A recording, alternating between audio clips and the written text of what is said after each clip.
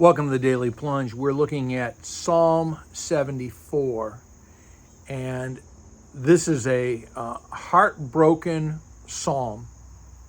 The psalmist is talking about the destruction of Jerusalem in 587. And he asks, "Why have you rejected us, Lord? Why is your anger smoldering against us?" We're supposed to be the people that you purchased, right? Through redeeming us from slavery. You purchased us as your people. You redeemed us. So now why are you rejecting us? And there is an implicit hope. Even though he says, "Why have you cast us off?" He doesn't pray like one cast off, because he's asking, when are you going to turn back? When are your steps going to bring you back here? And so he asks, have you cast us off forever? But even the psalmist doesn't believe it's going to be forever, and we know it's not going to be forever. But going on in verses 4 through 9, it talks about what evil your foes have done against your people and against you, Lord, about how they have roared up their pride, their arrogance against you and against your people. They've set up their standards, their emblems in your holy place. They have cut us down like we are trees, right? They have smashed and burned your temple. They've defiled it. They've desecrated it. They've burned up all the worship places. Again, it's not just that they're attacking God's people, they're attacking the worship of God.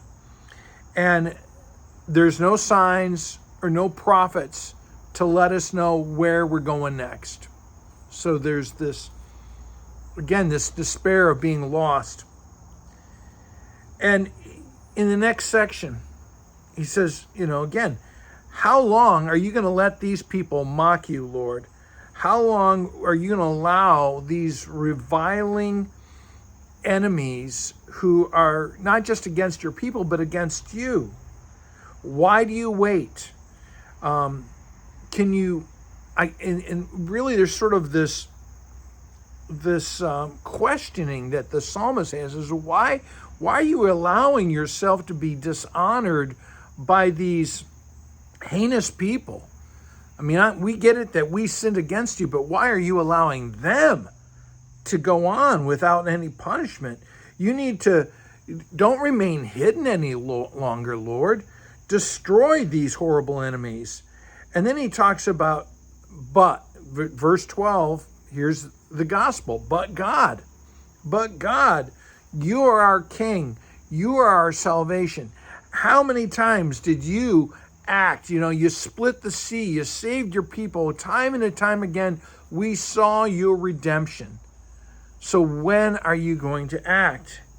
And then calling really on God's character. Remember your covenant, your people. We're still, even though they feel cast off, they still are connected to the Lord. There's still a covenant there. And so he says, remember your name, remember your covenant, remember your cause.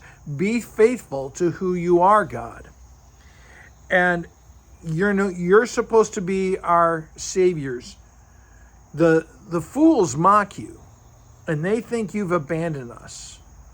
But we know there's this prayer of hope. We know that can't be true, because you're faithful. You are our Savior, and so we're calling out to you. And there's days when we all need to pray that prayer. Hey, thanks, friends. Have a blessed day.